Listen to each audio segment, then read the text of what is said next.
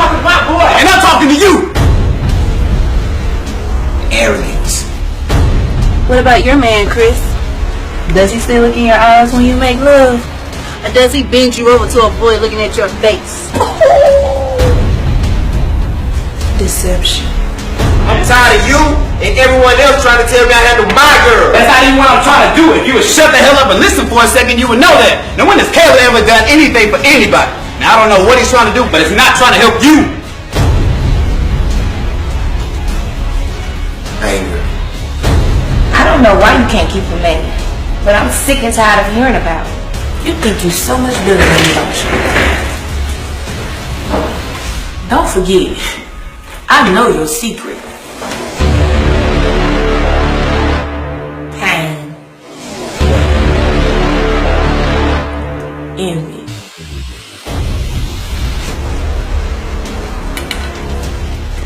How much? How much? Yeah, how much? The only time you nice like this when you want something. Power. Good. It's time we put this hoe back in her place. Hey, hey, hey! Don't call her that.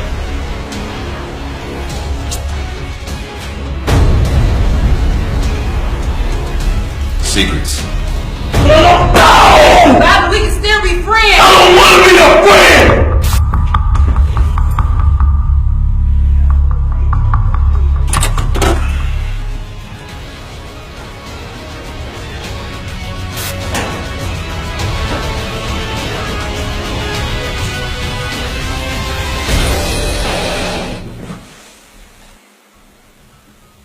Behind Closed Doors Part 3.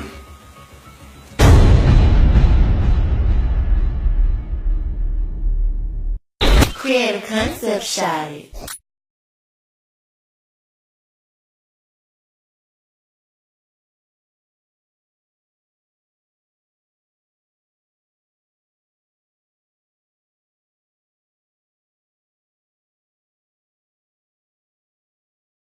Okay, well, tell me this. Since it's part 3, is it one of those plays where you kind of got to see 1 and 2? To get Not at all. I'll make sure that I write all the plays to where you don't have to see each individual one to know what is going on. Okay, so you can still just feel a part of part 3. Exactly. You're going to know what happened in the other 2 when you see part 3. Okay, and what about you? What is your role in the play? Really, I'm just one of the actors, and I mean, I've been working with him since the first one, and I mean, in each one, like I played a different role, and like each one, he's tried to challenge me and everything like that. So I can really say he believes in me, and you know, he tries to push the best out of each and every one of us in the play. So I mean, he's not only is he a phenomenal playwright, but he's also a phenomenal director too.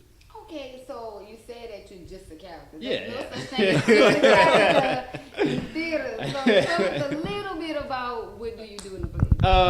Well. Go ahead, Mike. Oh, really? My character, he's just really one of those guys where, like he, I guess you could say he believes in the Bible and like he tries to, you know, abide by, you know, what God says and things like that. But at the same time, he has an attitude problem. Like he doesn't like for people to get in his business. You know, he doesn't like for people to try to tell him how he should, you know, live his life and things like that. And all I can say is that my character does go through some things in this play. There is a battle. There is a battle in it. Yeah. But do you like playing a role? yeah, I would say that this one right here has actually been like my favorite one out of all 3 because like the way that this play was written, like he said he wanted to take it back to the 70s and things like that. So I mean, he allows us to get that, you know, creativity with our wardrobe and things like that. And plus, you know, I got the hair for it. Yeah, I'm loving it. So, you know, it was just one of those ones where like we just like to have fun with it and everything like that. So we're just gonna try to make it as, I guess you could say, funkadelic as we can, and you know, we're just gonna try to make it as much of a treat for everyone. Definitely. Yeah. Okay. So, did you always want to be an actor, or just something that just because you knew him and then? Well, really, when I was a kid, like, I mean, I always just had this dream, like this mindset, like I always wanted to be on TV, but people always telling me that, well, you know, you got to go ahead, you got to get a real job, you know, you got to focus on this, you know, you got to do that. But I mean, I ain't gonna say that it's just something that I knew like right off that I wanted to do, but I feel like, you know, it was something that God had given me a talent to do. Back to the play, what is something that people can look forward to seeing? Oh, a lot of drama. God, I mean, and a lot of twists. I cannot have a play without a twist. I mean, that's just the main thing. You've got to mess with their minds a little bit. Actually, with the last, there was not supposed to be a part 2, and people begged for it. There was definitely not supposed to be a part 3. I said, I'm done. This is hard. This is a hard write. And got hit, had to do a part 3. So I'm not doing a part 4. I'm just, no. That's what he's saying. No, Nah, we're gonna see next year. This is over. That is over. God. But really, you can expect, I'm going to be honest, you can expect the truth. I know, and one scene is going to be, there's a lot of things going on. There's a lot of, I'm not even going to get into the details of it. Sound like it's good. I want to say it, but gosh, it's better. I mean, you can give them like a little taste. Give them a little taste. Okay. A hint. A little hint. Okay. There's a lot of things that happened. There's a lot of laws that was passed a lot of people didn't agree with. Mm-hmm. And we're only looking at it from one side. You know, God said, love thy neighbor as thyself. Mm-hmm. And, you know, let he who is our sin cast the first stone. And I think that's what we're forgetting a lot of times, that there's no greater sin. And we like to push things in front of other sins and be like, okay, that's worse than this. And God says it's equal. Yeah, sin is sin. Exactly. And we as a culture, especially us Christians, we like to pick and choose which sins, we like to pick and choose which scriptures just to fit our lifestyle. Mm-hmm. And that's not fair. I'm tired of it. I know Ty's tired of it. A lot of people were tired of it. It's like, you show love first, then what you do from there is up to you. Yeah. But you have to love first, because if you're trying to put something on somebody, they're not going to get the message. You're going to run them off every time. There's a better way to do it. Yeah. And I hate seeing people upset because they're not understood. And that goes from blacks, whites. I don't care what gender you are, what gender specific. I don't care about none of that. I want to know who you are as a person. I want to know your personality. Can you get the job done? Mm-hmm. And that's just how the world needs to see it. And it's crazy. Being an African American man, is your play an all black cast, or did you mix it up? Actually, it is an all black cast, and it's really not by choice. It just, I post auditions, and if they decide, if anybody outside the black race wants to come, I mean, I've had plenty, exactly. And I've had 2 plays, this will make my number 7 play. I've had 2 plays that was actually integrated, and I loved it. I loved it just as much, but we just so happen to have an all black cast again, and it's going well. It's going well. What is one of the hardest things about being a director? Really is just making sure that your cast is well taken care of, honestly. Because I definitely want, if they're having struggles with anything, I definitely want to be that director you can come to and talk to. And it's hard to relay that sometimes to certain cast members, because either they're too busy or, you know, they're not taking it as seriously as they should. So I think that's just the hardest part, when you really want to be there and it's difficult if they don't let you. What are some methods that, you know, you or maybe you could tell that he does to help you guys, you know, pull out that character? Well, I mean, I know for sure that I know one thing he does is, like he says, like him and his fiance, they study. Mm-hmm. Like, I mean, it's certain characters, or like, I ain't gonna say characters, it's certain actors like that he studies. Like, who's it? Will Smith. And Denzel Washington. Yeah, Denzel the man. Gosh. Ooh, Denzel the man. And last but not least, Leonardo DiCaprio. Yes, good he's gosh. I'm so happy that he finally got that Oscar. That's well overdue. Titanic, he should have had it. Yes, I said it first. Yeah. Okay, now back to the question. What does he do to help you guys get into character? Well, I mean, to help us stay in the character, like what he'll do is he'll ask us specific questions about our character. Like he'll, like not even us specifically, he'll be like, okay, well, how does your character feel? And he'll make us think about it. He won't even give us any kind of like description of the character. He'll leave everything up to us essentially. So whatever the character is, that's just really up to us. And then like whenever we're practicing and everything like that, we'll come to him, like he'll listen and everything like that. If we have suggestions, or, you know, we'll feel like, okay, well, how does this need to be said? Or, you know, how do you want us to say that? Like, he's not a hard person to talk to. He's a very understanding person.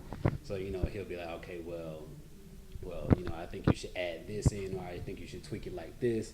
So, I mean, it's not anything hard that he does. Like, he's not a hard direct or anything like that. He's very understanding. So what would you tell people that may want to like work with him in the future when they see this interview? You know, I don't want to join the Well, to them, I would definitely say that this guy is definitely one of the hardest working guys out here. He will, he will take care of you. He'll give you his last. He will become family essentially. There's no ifs, ands, or buts about it. He will treat you just like family. How big is your cast? 10 cast members, including me. Oh, that's not bad. That's a good, like, manageable size. It's hard. I've had more. Managing 10 people is hard. I've had 15 on stage before, and that is hard. It's hard. It's very hard. It don't sound that bad in my head. It is hard, especially when. I guess the hardest part is just that natural movement. Like if you're in a house and you're not even acting, like let's say you're at a family reunion, that natural movement, that natural talking, standing, because you don't want to be on stage. You're just so uncomfortable because it's 10 on stage. So it's hard. It really is hard. Are you gonna, or maybe have you tried to sell your plays to bigger play companies so you can go on their stage and get their audience members? I did think about that. If somebody did want to buy a play, the way I do it is, okay, you're going to buy my play, okay, but you have to buy the characters from the cast members that played that character, because I'm not going to write them off just because you want to cut me a big check. If you want that role, you're going to have to talk to them. Y'all negotiate a price. You pay that person for that role because they deserve it. They worked hard to get it up there to the point to where you want to buy it. Now you give them their fair shot at being in this movie, or don't touch it. Don't touch it. You can't have it. I'm not going to sell it. Because if they want it, that means somebody else will want it. Exactly. So you definitely missing out by telling them no. Exactly. I just want to make sure that they understand that we have talent too. We may not have the big names like Will Smith, but I promise you, we right there with them. We can act just as good. But this the thing. People like Will Smith and Denzel Washington and like Brad Pitt, they started out doing local plays. Like you have to start from the bottom. You can't wake up and be a superstar. Exactly. So you have to. Like there's just like there's no process without the struggle. Like exactly. It's impossible, people. Impossible. Literally. Literally. Okay, so tell us one thing that to get the people sparked about this play. Just give us one thing that would just make people be like, okay. If you watch it the first night, you're coming back the second night. I guarantee that if you don't love this play more than you love watching Tyler Perry's play, no offense to Tyler Perry, I love you to death, but if you don't love it more, I will give you your money back. Ooh, it sounds like a good place that you will be back. Oh my God, I'm so excited. I'm excited. I'm not even gonna play. But let us know when are the dates and when can people come see the play. The play dates are April 23rd and 24th. That is a Sunday night and a Monday night. We're gonna open the doors at 7:30. Get there at 7:30. Both nights are supposed to be sold out, selling out. Tickets go on sale this Thursday, but it's gonna be April 23rd and 24th at 7:30 p.m. at the Sportsplex. Okay, the Sportsplex. You can actually. We have a cell phone line. It is 662-270-2310. That's how you can contact for tickets or anything. Tickets are $10 in advance and $12 at the door. Before we go, you say that you are in the play. I am. So what role do you play? I play a nerdy geek Bobby. Oh, really? You're so tall. Oh he talks like this. I know it. No. I'm excited for the play. I know you guys are. I am. So thank you guys so much for being on the Tatiana Show. Thank you for inviting us. That's amazing. No, I'm grateful to have you guys here. Like, I was excited when Ty told me. I was shaking and excited. I could have did a backflip. Like seriously. But thank you. I was grateful because like you have a nice, resume. So I was real grateful that you decided to take time to be on the Tatiana Show. I was gonna make time for Tatiana. Do you hear me? We was gonna make time. You hear that? Y'all better come see this show. Merry Christmas. Merry Christmas. But thank you guys so much for watching the Tatiana Show, and don't forget to check out the play. Behind Closed Doors Part 3, the final scene. This is it. Like, seriously, stop asking. No more, please. That's what he said. It's going to be another one. Just watch and see. No, it's not. Wait and see. Wait and see. I don't feel it. Whatever. But thank you guys so much for watching. And don't forget to watch. And we're out.